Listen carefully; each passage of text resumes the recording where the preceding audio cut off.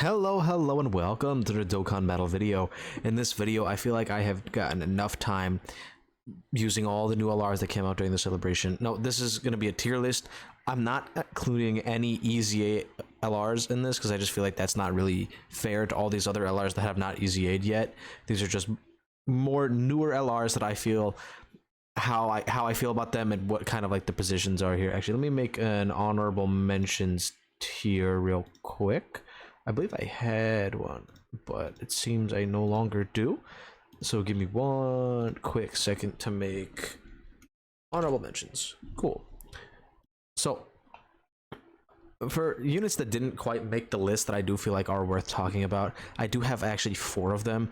A few, I think 4. Yeah, 4 characters-ish that I want to talk about that I just feel like don't get enough love. I didn't actually bring them up here because if you know who these guys are by the titles, then you know what I'm going to put. But for honorable mentions, we're just going to go really quickly. So for starters, at the bottom of the barrel here, I do got this Vegeta exchange into Goku because on Revival, like Bird Goku's team, they're actually insanely strong, especially in most of the red zone stages, because when you actually revive with them, if you choose to do that one, which I feel like is the best because it ends up linking better with the team, the Goku portion of this card ends up going absolutely insane against most of these red zone stages because they get that massive damage reduction against the stream class enemies. They're ending up shooting out like 10 to 11 million attack stats with ease, with like 4 to 500k defense, like after a couple super attacks, with like I believe 18% damage reduction, which is just pretty solid. Yeah, they end up being very effective in a lot of their most recent content. Next, someone who has fallen from grace, MUI Goku. Now, MUI Goku is still rather good because you can't always just rely on his 70% chance to dodge, but when that doesn't happen, like I've had so many runs recently where I've been trying to like beat certain things with like the super class missions, and I use MUI Goku as like my AGO unit, and he ends up just kind of selling out, because even after he does get his 30% defense after doing a dodge within a turn, he still ends up just kind of falling off and still getting hit for a bunch of damage. So he has fallen off quite hard. His damage is kind of lackluster. His dodging is literally the only thing you're using him for, and you can't even really get his revive without him just straight up dying anyway, so it's kind of just pointless there. And the next unit I want to talk about is Goku and Piccolo. I feel like they're actually extremely good now that they have an actual proper leader skill to be ran on. Because before they had Raditz's leader skill, and running them on that team was just not worth it because, again, you'd be running 2 Raditz's. But these guys can actually be really effective on the Goku and Vegeta team now that we have like a joint forces leader. And I thoroughly enjoy running them in a lot of things, especially against like int bosses. They end up coming in clutch, doing an insane amount of damage, especially with the special beam cannon. And as well as this being a team where you can actually like get Piccolo's like multiple orb passive that gives him defense and more ki, you can actually get that while still stacking. So I feel like on this team they're actually a lot better because they don't have access to like those crazy like supports like Nappa, which is like their best friend. If Nappa was on this team, I feel like they would probably still even be better, but at the same time you wouldn't be able to get Piccolo's additional defense and ki without getting his 18 key super attack and missing out on a stack. Next is actually Kaioken Goku. I've actually found a new love for this unit. I actually pulled him during the celebration for the first time. I ended up pulling a bunch of copies of him, and he performs so well in so much like difficult content because he's just shooting out damage left and right. 10, 12 million attack stats followed up by like a 7 million attack stat, all with a 50% chance of critting. It's just super consistent in terms of how much damage and defense he's having.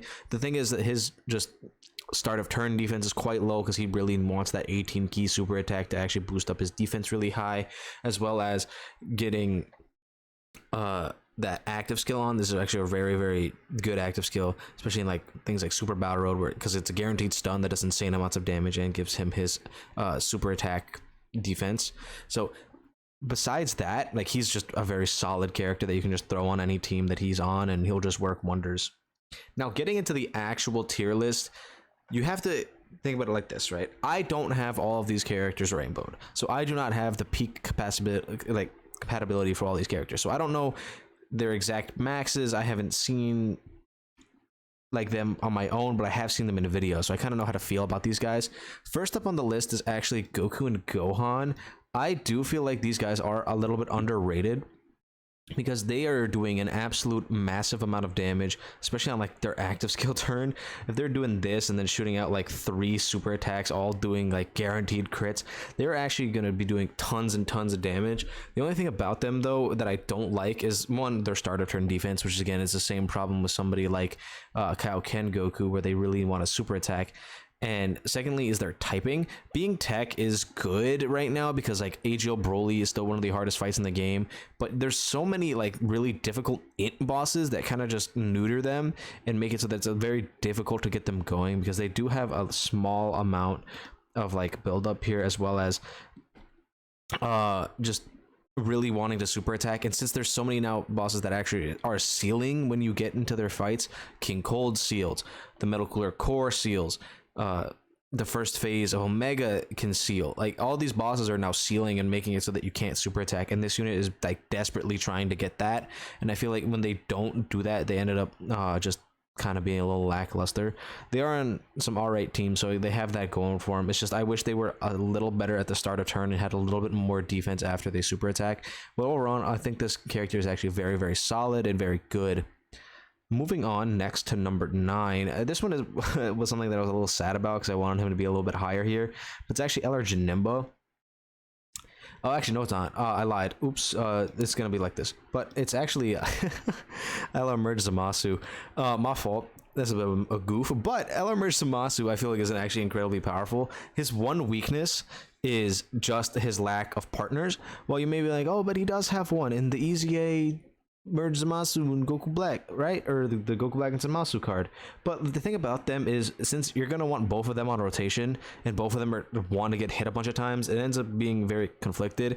And since the only real team that you can run them on effectively, like as a rotation, is the LR Vegeta and Trunks team, and that's a unit that you want on main rotation, or else they won't get their guard and they won't be getting that additional 70% attack and defense in the slot, in first slot. It ends up being kind of wonky where you're not even able to really run this guy at his max potential at the moment. If we get a team where we're able to run him and all the other Goku Black themed characters on a 200% lead, this guy is going to shoot up really high in the rankings and probably become like maybe even like a top 5 LR, because he's absolutely ridiculous with what he can do. His active skill always will be super effective against all types. He has a very good key mechanic in terms of what he can do for the first few turns if there's another Potara category ally. He's greatly raising attack and defense on both of his super attacks and lowering attack on both of them, making him an extremely good super battle road character. He ends up doing actually just ridiculous amounts of damage and tanking very, very well. His damage reduction is actually something that's a little lacking, but in some events you can actually make a lot of use out of it.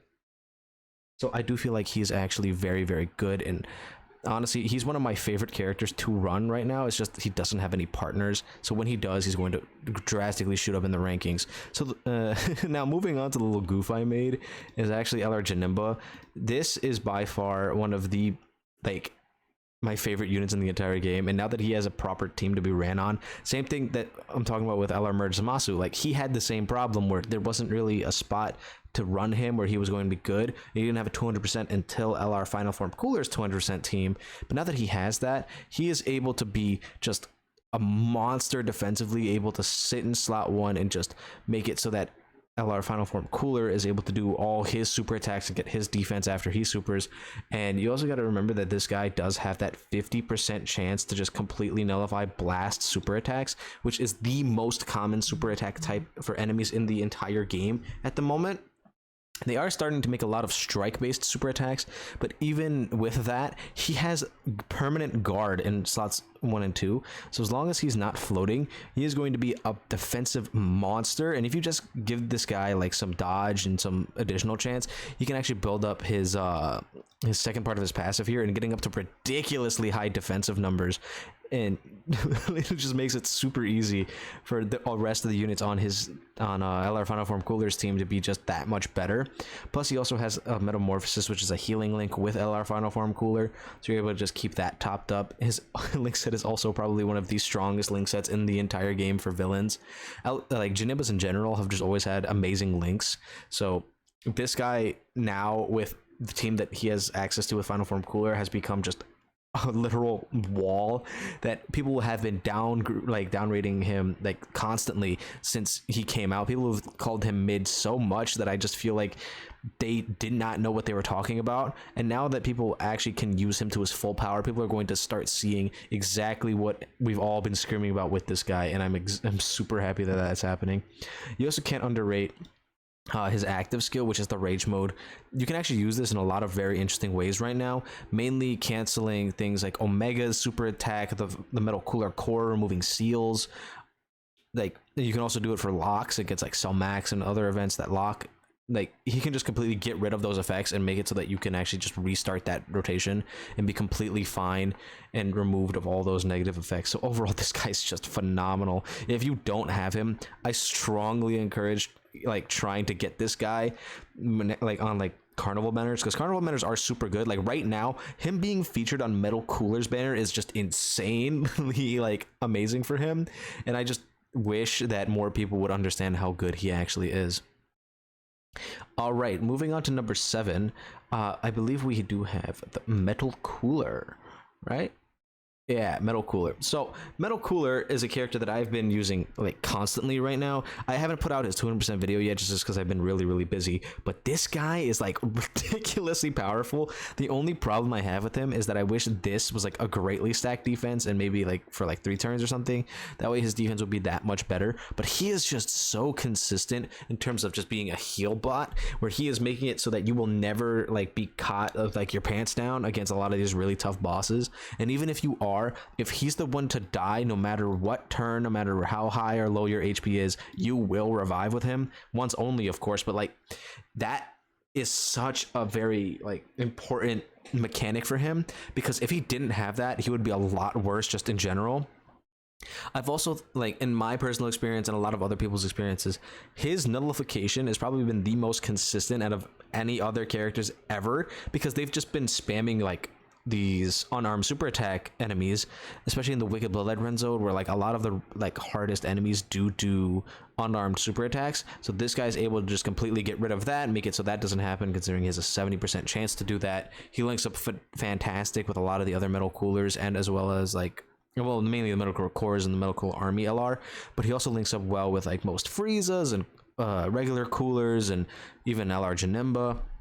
So he ends up just being this really good slot 3 character who can sit there, heal you back up to full every single turn, make it so that he is most likely not going to die, and even if he does, he'll just revive anyway. He also does greatly lower attack on his 12 key super attack, which is a very important thing. Again, super battle road characters, like when you're lowering attack on 12 key, that is just so good, especially if you get an additional super attack. So that means, like, I did do a little test run for him in the Wicked Bloodline Extreme Swim Battle Road, and you just shoot for his 12 key, because like all his 18 key does is do a lot of like attack, so he still gets the same defensive buff on both. So you can just shoot for the 12 key, neuter an enemy's attack, which is the same thing that a lot of the other Wicked Bloodline characters that we've been getting can do, and you end up just being invincible with that team. And it's just too strong.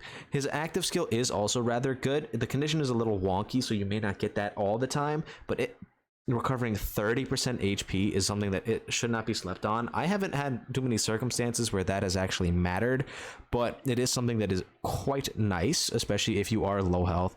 Like, I did a run with all of the metal coolers against the 6th stage of the Fighting Spirit of the Sand and prior to the Wicked Bloodline event, and this active skill is what was coming in clutch to actually make it so that I can get through that easily. All right, so moving on, we do have, I believe, something interesting. Oh, wait, actually, do I want to do this? Because like I wanted to do a thing, right?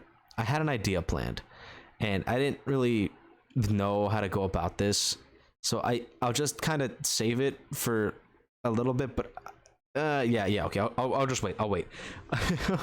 Anyway, moving on, because like I feel like some people are kind of understanding what's going on here, but I'll talk about it in a second when I actually get to them for real, because it's secretly like this, but I want to explain it.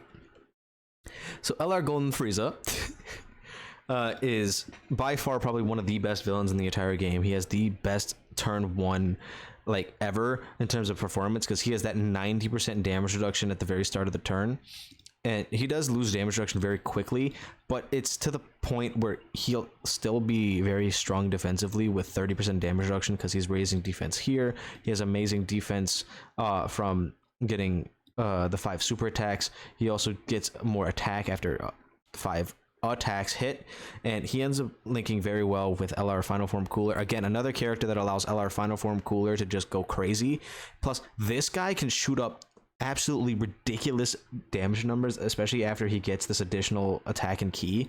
It just becomes crazy with his guaranteed double super attacks, his super high defense, his lowering attack on 12 key. Again, all these Wicked Bloodline characters are lowering attack on 12 key, but it's like kind of ridiculous how much this guy's actually doing for his team, the like Wicked Bloodline team, as well as the Transformation Boost Movie Boss team, that like there's not even that much to talk about with him. He's just a literal god defensively and offensively 90% of the time.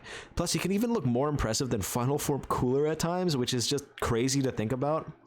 Because yeah, Final Form Cooler needs to do a bunch of additional super attacks to have really high defense. This guy just needs to do his 18 key and he'll be fine against 99% of the enemies in the entire game.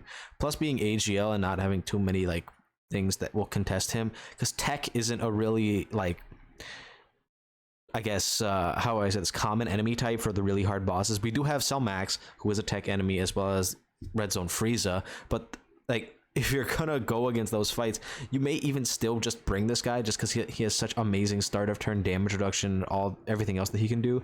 He does have this active skill, which isn't like the most impactful thing in the world. It is some like okay damage, but like that's about it. This guy is just absolutely ridiculous, and I need more people to just understand that about him, especially for when he comes out on global. While I don't recommend summoning on his banner, if they make it better, maybe, but this guy is just crazy, and he would have been on the red zone tickets had global had this guy already, and that would mean that people would have been able to get him for free just by beating the red zone Wicked Bloodline, and that would have been amazing. However, unfortunately, that wasn't allowed to happen because that would have been unfair to global players. But global players, when this guy does come out, he is absolutely cracked out of his mind, and picking him up would not be the worst idea ever. Now, here's where we get to what the quirky thing I wanted to talk about. You may have noticed I left a slot open. You'll be thinking, are you stupid? That's not how tier lists are supposed to go. But I have a bit of an idea here, and I want people to really take this in and hear it from my perspective. I have about the same amount of copies of these characters, and this is how I would rate them.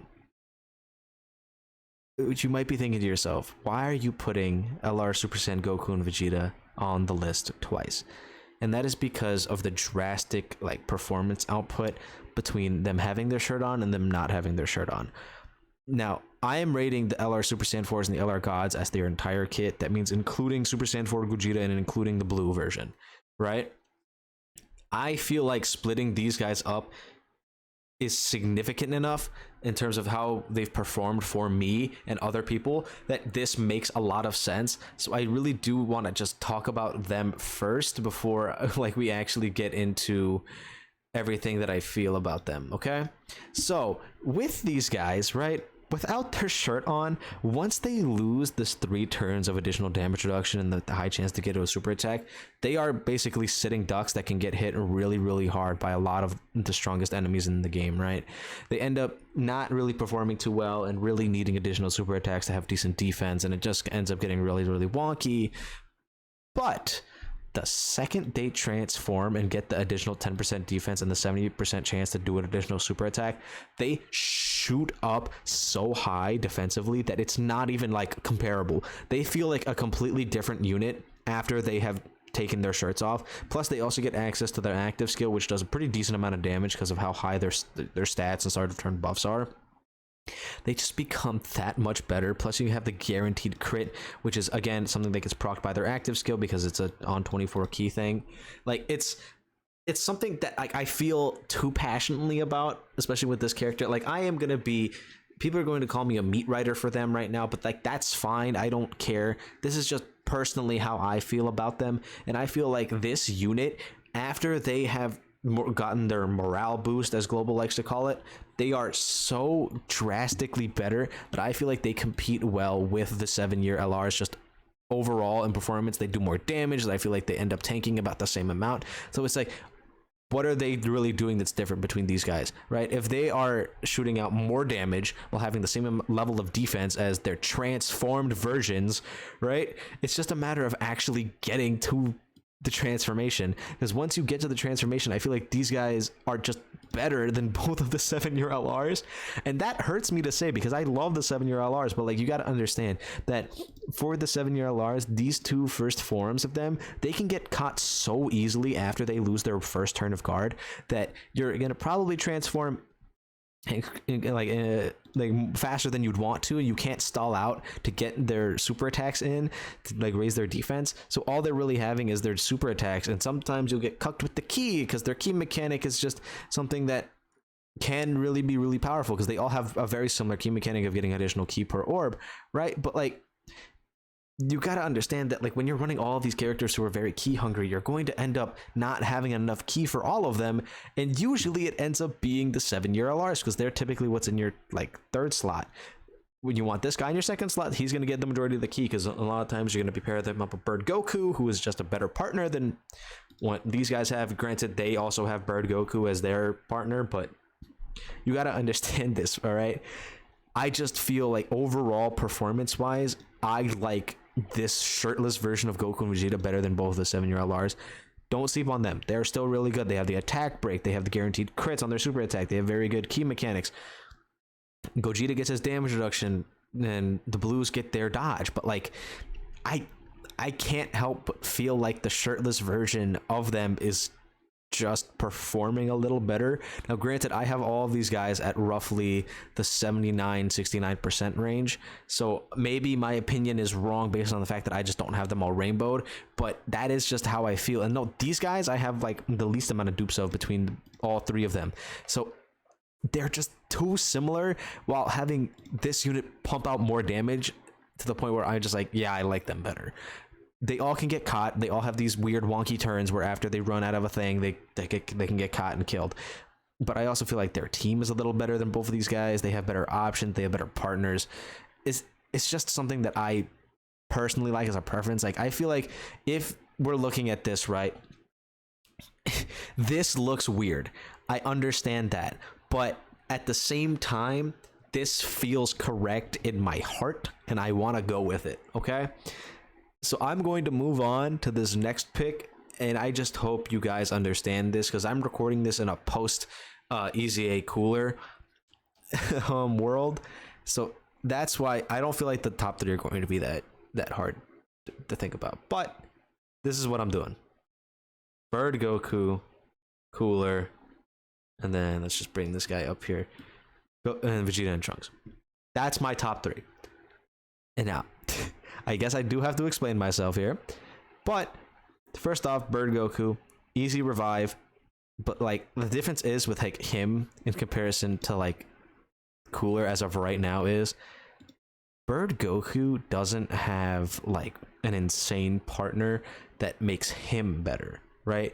Bird Goku is the unit that is making other units better, mainly the gods and the Goku and Vegeta. That is his role. His role is to be an insane tank and make other characters look better by being in slot 1 and eating damage, which he does amazingly. I don't have any problems with that. He's incredible, right? He does good damage. He has good key mechanic. He has like, he stacks defense. He has a survive. He's very solid and very good in what he does. It's just the thing is though, when you look at what Final Form Cooler has access to now, he's just too like dominant, because next to EZA Cooler and paired up with like, say for instance, this guy or this guy, it ends up being to the point where this Final Form Cooler becomes a literal unkillable monster as long as he gets like 2 super attacks. No, his RNG is still a very big part of him, so if you don't get a lot of his super attacks in, Bird Goku's definitely going to look a lot better defensively, and Bird Goku is a slot 1 unit compared to Final Form Cooler being a slot 2 character, but he has so many slot 2 characters that are, or slot 1 characters that enable him to be incredible, that I just feel like it matters, like, not that this Bird Goku is a slot 1 unit compared to Cooler being a slot 2, because he's just doing too much. His defense gets to ridiculous levels. His attack stats are like 19 million on like turn 5. It's just ridiculous. Mainly it's because they supported his team the most, the celebration, giving him access to AGL Metal Cooler, a 200% for Physical Nimba, LR Metal Cooler, 200% for Golden Frieza, both the LR and all the EZA versions, as well as EZA STR Cooler that gives this guy 2 key and 50% attack and defense no matter where he is. Plus, that EZA STR Cooler is stacking defense, so after like turn 3, that EZA Cooler is a slot 1 character that can be ran next to this guy and they'll be just killing everything in like 1 turn. This guy can 1 turn every single hard enemy in the entire game with ease, and it's not even fair. But, massive but, this unit is just too broken. They are just too good. They have too many things for them. They have the best leader skill in the game. They have an amazing super attack effect on both their 12 and 18 key. They're stacking attack and defense. They have guard in slot 1. They get 70% attack and defense in slot 1. They get guaranteed crits on their active skill. They're doing a bunch of damage, the blah, blah, blah. They get crit for their passive. We all know this. We have all dealt with them like time and time again. The one thing that I feel like sets apart this character, besides their amazing leader skill and the guaranteed guard, is what their active skill conditions are. And it's mainly this part, the 20% defense for all allies for 1 turn. This is an active skill defensive buff that makes it so that if you pop that active skill, you will not be losing. Granted, Cooler does get the nullification action, but that's still bugged right now. And like, even if it wasn't bugged, it really wouldn't matter that much because you can just end up nullifying an attack and still get supered and still die anyway. But this ability to make it so that even like your weaker slot 3 characters won't die in a turn is incredibly strong when they have one of the best teams in the entire game, an insane link set, as well as being a literal unkillable monster in slot 1, especially after they attack. It just means that this unit is just way too powerful and needs like harder content. They made specifically the newest hard event against the Metal Cooler Core physical to make it so this guy is worse and that this guy is amazing. That they did that on purpose, but they still dominate in that event regardless. They can just get caught a little bit because of the damage or the defense debuff in the first phase. If they get super attacked before getting into the core, these guys can take a little bit of damage from the super attack, and that's it. They take like 200k from the super attack against a physical enemy that has like 1.6 million damage on their super attack. They're just too insane. Then you can just pop this damage, this defense buff whenever you're in danger, and then just wipe the field because they're gonna do triple super, raising their defense every single turn and having guaranteed crits for the entire turn. It's just too good. It's too much. So this is how I feel. Let me know how you guys feel about this in the comments down below, right? I want to hear your opinions. I want to know what you guys feel about it. If I were to structure it a little differently, I think it would be this. I might switch it around a little bit, but like, I feel confident with this. Maybe this or this. I don't know. I feel like they're very similar, right? Like these 2 tiers, because I don't feel like there's that much difference between like all of these characters here and then these 2. I do feel like there's a significant difference between the shirtless and like unshirt and the shirted version, though. That I will stand by no matter how like much I get ratioed on Twitter or anything like that. I will stand by this regardless. Anyway, let me know how you guys feel about all of these units in the comments down below. Don't forget to like and subscribe, and I will see you guys in the next video.